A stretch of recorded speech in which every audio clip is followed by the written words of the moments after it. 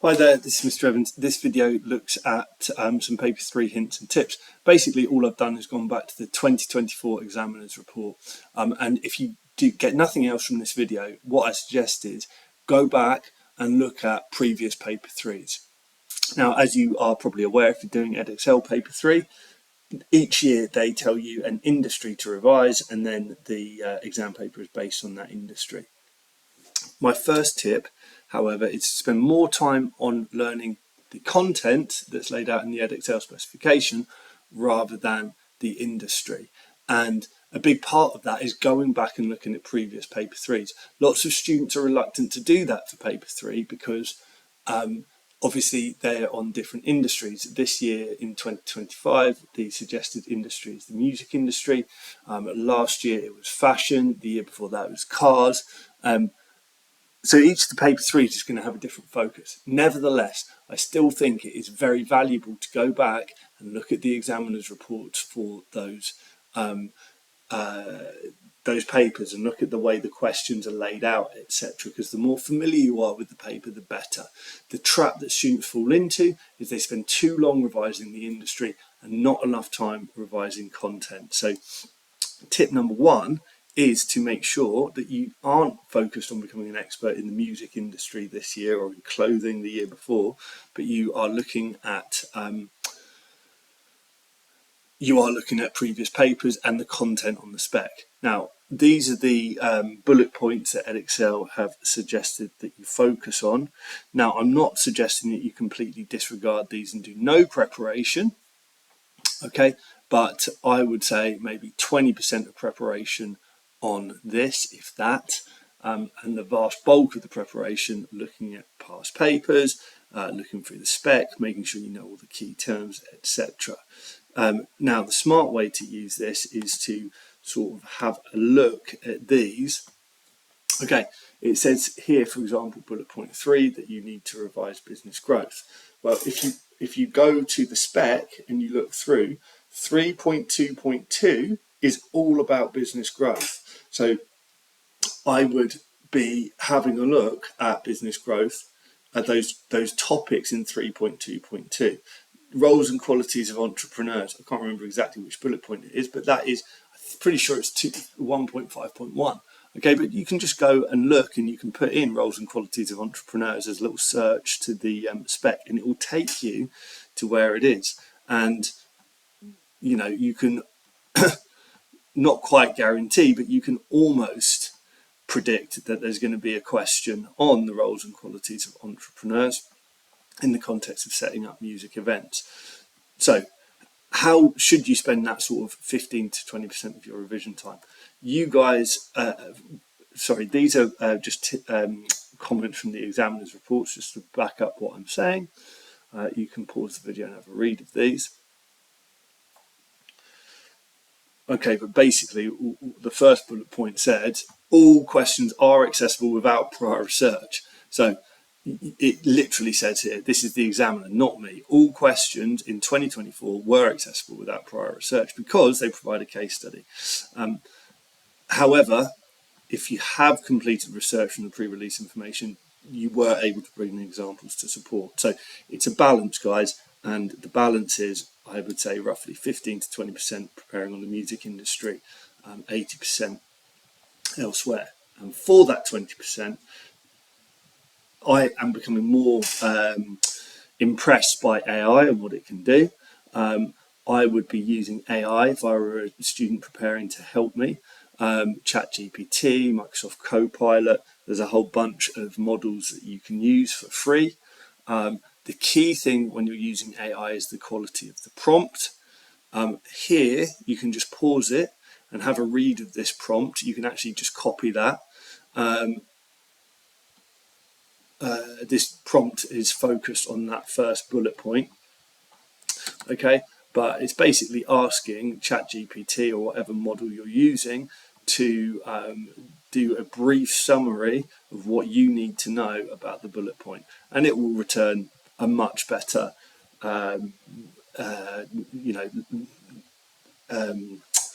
quality response than I could do through my own research. So that is how I would prepare. I'd use AI to summarise each of the bullet points for me. I'd have that, I'd go over it, I'd read it, highlight it, etc.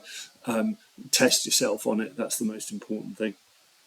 And then you are prepared for those bullet points, and then go back to those past papers and be working through them, reading the examiner's reports, having a look at other students' answers, etc.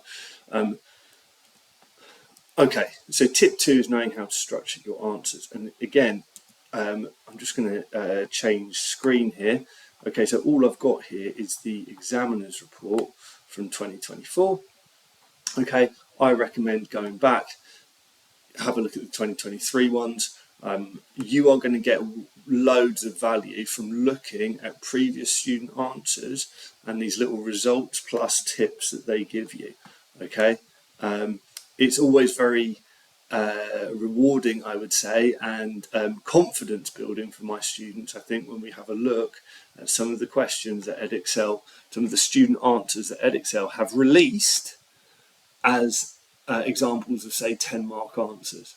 Okay, usually there's a bit of disbelief in the classroom and go through them and say, what, they gave that 10 marks, I can do that.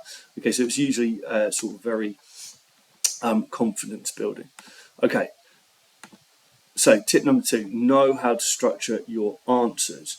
So let's have a look at some 8-mark questions, because 8 markers, of course, don't come up in paper 1 and paper 2, the papers you've already sat. Okay, so I'll just bring in a few examples.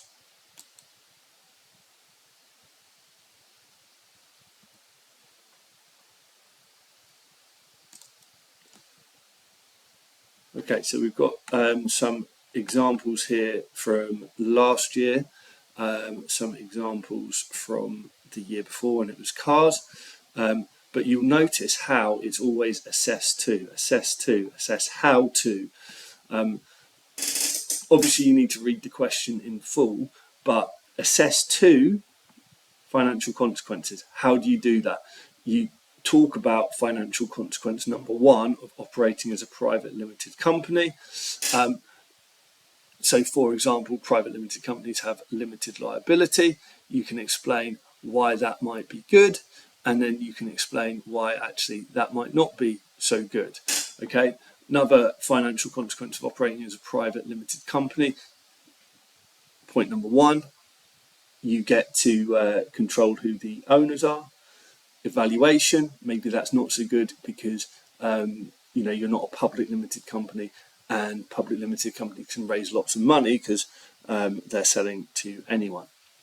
Right, obviously it has to be applied to the case study. All right, assess 2 factors that could influence the demand for new clothing. So there you're just going through your demand factors, such as people's income, and you say, well, an increase in income has a big impact on the demand for new clothing, but actually clothing is a necessity, and therefore even if incomes aren't going up, people still need new clothes, and then you evaluate in that way. So the key thing with these 8 markers is to provide 2 points that you analyse, each one with an evaluation. Now, I do recommend starting with a clear definition. In theory, you don't need that because you can pick up a knowledge mark. If we go back to this private limited question, you can pick up a knowledge mark saying that private limited companies don't sell shares on the stock market. This is an advantage because you get to pick your own owners, and then you apply that to the case study, and then you evaluate. The reason I say start with a clear conclusion, a clear definition, is to make sure the examiner is really clear that you actually understand it. This relates to a question I was marking recently, actually, with year 12, who were answering an 8 marker on batch production. And a few students, it wasn't absolutely clear that they understood batch production. What they said about batch production could have applied to flow production. They could have applied to batch. It was about economies of scale, but it equally could have applied to flow. And in the end, I couldn't give the students the marks because it wasn't clear that they fully understood what batch production was. So if you start off with a clear definition, the examiner is under no doubt that you're explaining what you are. And then if there's any grey areas, they should give you the mark. All right, how do you evaluate? I'll talk about this a bit later on, but evaluation isn't just a however. It could be what this depends on. It could be commenting on the size of the impact. So there's lots of different routes to evaluation. One way is saying, however, this might not be a big advantage because, but you can also say what the factor depends on, whether it has a big or a small impact. Again, looking back through the past papers and seeing what the examiners are awarding through the examiners reports, which you can download from the Edexcel website, is going to be really helpful. Okay, 10 and 12 markers. I'm covering them together, guys, because I essentially treat them as the same. Okay, I know there's 2 more marks in the 12 marker, but essentially they are the same question, and I wouldn't sweat in the exam going, oh, this is a 12 marker, I need to write a little bit more. There's no point. Just consider them the same, plan them, write them in the same way. So here's some examples of 10 and 12 mark questions. And again, we can see that they're starting with the word assess. Assess for Edexcel means you need to look at both sides of the argument. Okay, so let's go through some of these questions. This one's from last year. Assess whether the global clothing market could be considered dynamic. Well, you're going to want to present reasons that it could be considered dynamic and reasons that it couldn't be considered dynamic or it isn't dynamic. Okay, assess the importance of business ethics to the success of Vinted. In this case, we're going to explain why business ethics are important, and then we might look at why they're not important. And the way to do that is to look at other factors that are important. Okay, so assess the importance of one factor, one thing. Generally, you're going to look at why that factor is important, paragraph 1, and paragraph 2. What are the other factors that are important, so that you are assessing whether or not business ethics is the most important factor to the success of Vinted. Okay, assess the importance of scenario planning. It is important, it isn't important.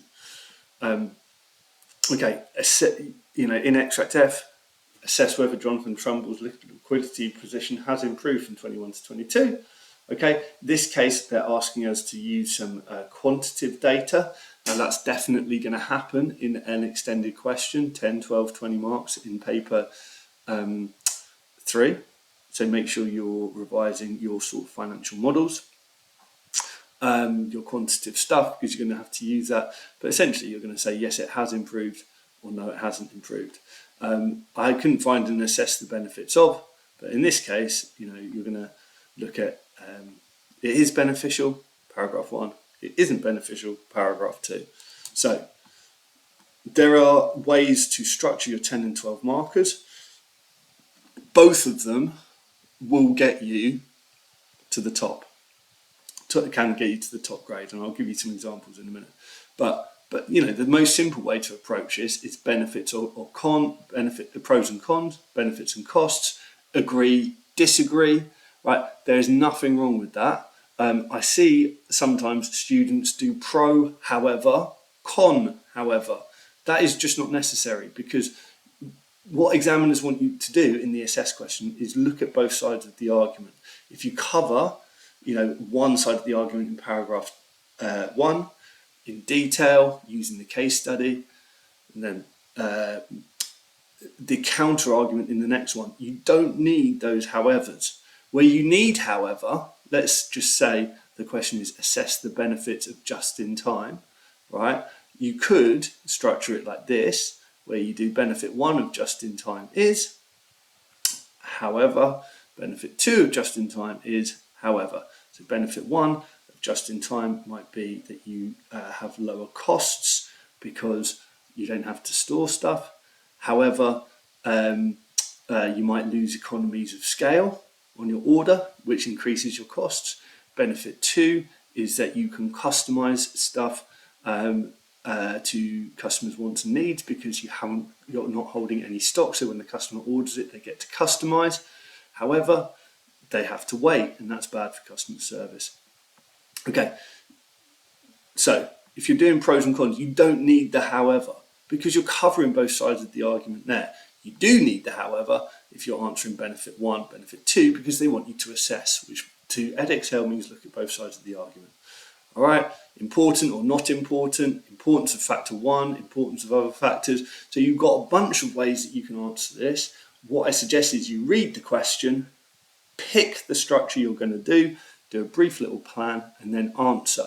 Of course, you need a conclusion in 10 and 12 markers. 20 markers should be easy. I very much recommend having 5 clear paragraphs for the examiner. The 20 marker is always evaluate both options. All right, so you need pros and cons. You need the however paragraph. If you're short on time, I recommend keeping the cons paragraph on each side relatively short. But to access the top marks, you need to evaluate both options. So it is essential, even if it's just, right, you're running out of time at the end of the exam, do a however for each option, okay? And I recommend making it really easy for the examiner to see by having 5 very clear paragraphs, okay, with a line in between each one. Trust me, I've been an examiner. They will thank you for that. You know, they shouldn't give you higher marks for it, but let's be real. The examiners are pressed for time.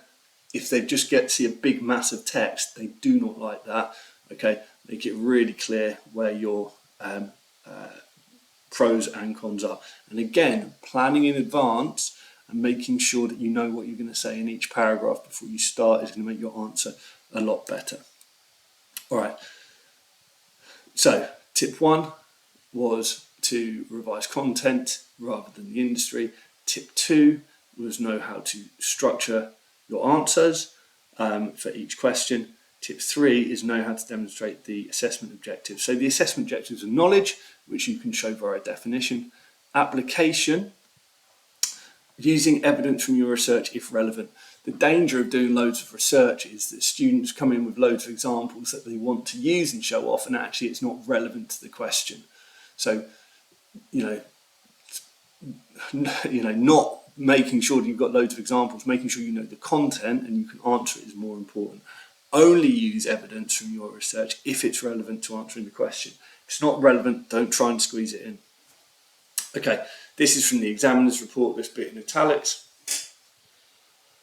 Okay, when using information from the extract, aim to explain the significance of that information and how it supports the point you're making. So basically, pick bits of evidence from the case study and explain why they're relevant to your research. Weave them in.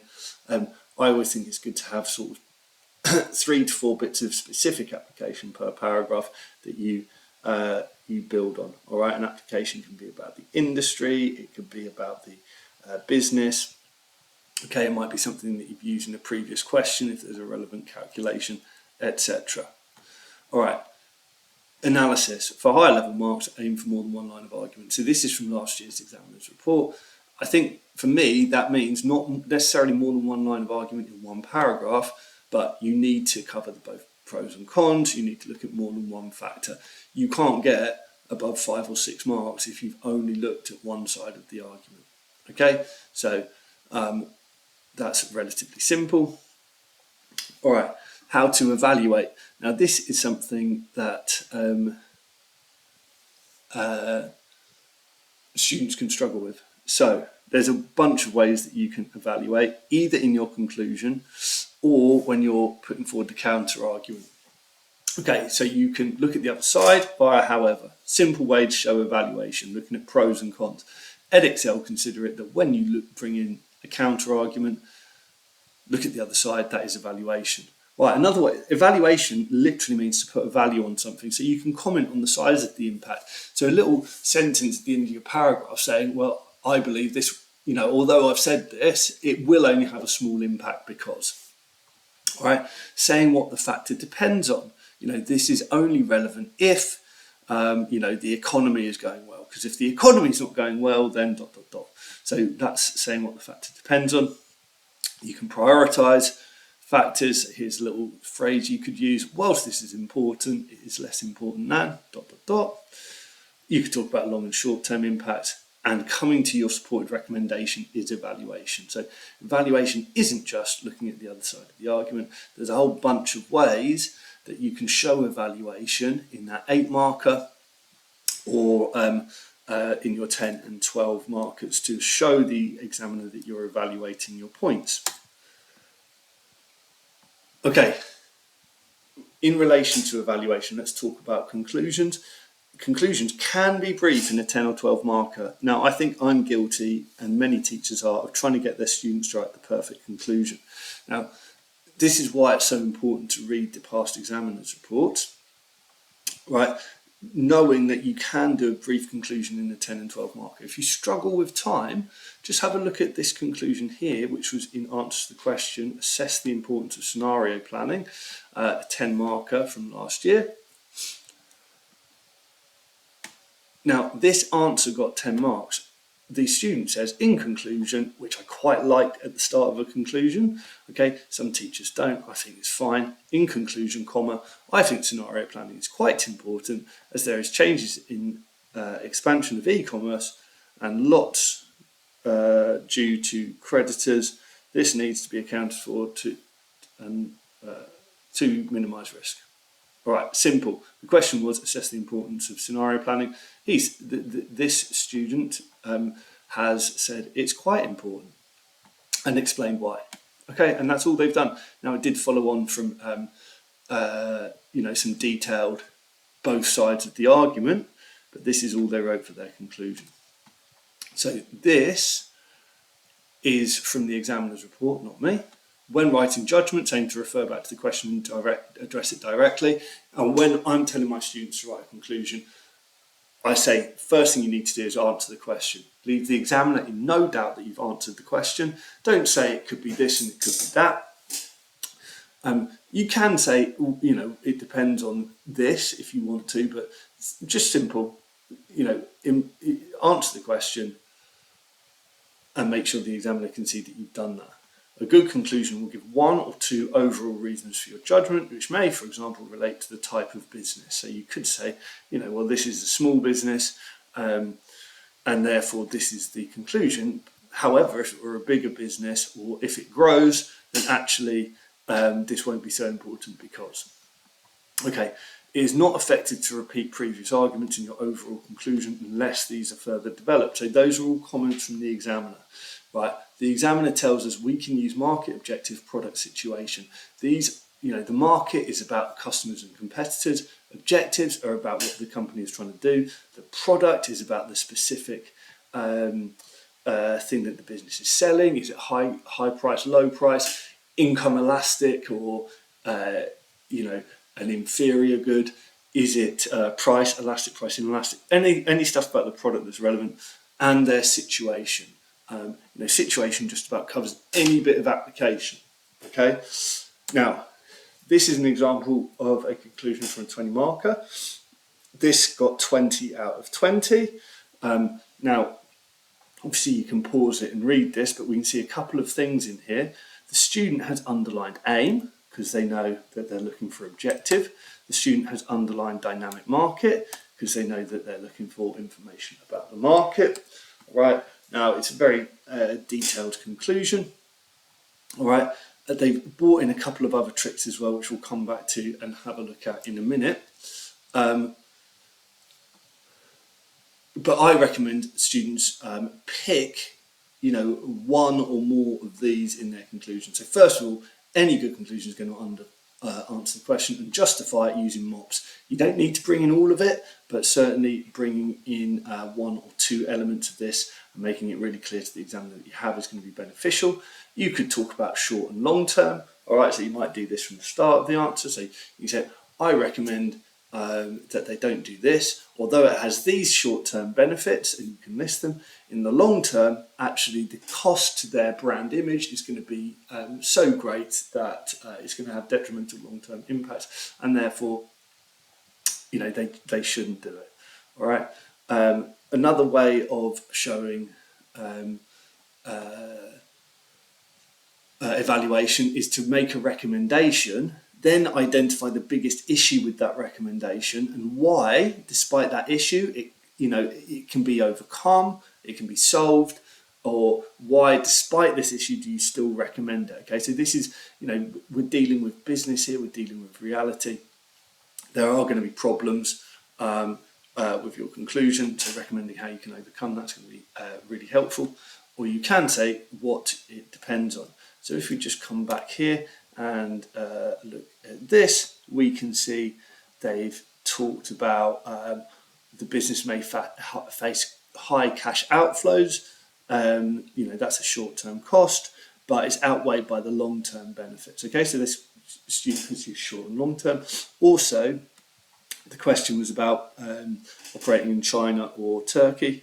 Even though China has a large population and they spend $800 per capita on clothing, Mango would benefit more from operating in Turkey, as they also have high levels of tourism. So this student is recommending that Mango go to Turkey rather than China. What's a problem with that? Well, China has a large population, they spend lots of money, so recognising that there are benefits to moving to China, but why would that be overcome? Because if they were operating in Turkey, they would also be able to target tourists. Okay, so that was a really good conclusion that used a few of these tricks. And that whole answer is available in the examiner's report. Just to quickly show you a couple of questions. So this is a 10 marker from last year. The question was assess whether the global market could be considered dynamic. In this case, the student has used howevers. The global clothing market could be considered dynamic due to the rise of resale clothing, and then they've got a however for that. Despite this, it could be considered dynamic due to another factor, and then they've got however for that one, and then they've got a fairly detailed conclusion, and this got 10 marks. Okay, you can see they've taken up 2 pages to get those 10 marks. All right, so they've used howevers. I'm going to show you a 12 marker. All right, so this question is assess the importance of business ethics. This one has a paragraph on why business ethics are important to success. They basically develop one point in that first paragraph. There is no however. Okay, the however comes in the second paragraph. It may not be important in success, and they explain why in detail. Okay, again, no however. So this is just reasons it is important, countered by reasons it isn't, and then they've got a conclusion. Okay, and this one got 12 marks. So the however can be used in the 10 or 12 marker, but it doesn't have to be. All you need to do is look at both sides of the argument. Both methods get you to the top marks. Okay, so sorry that video is a bit long, but hopefully you found it helpful.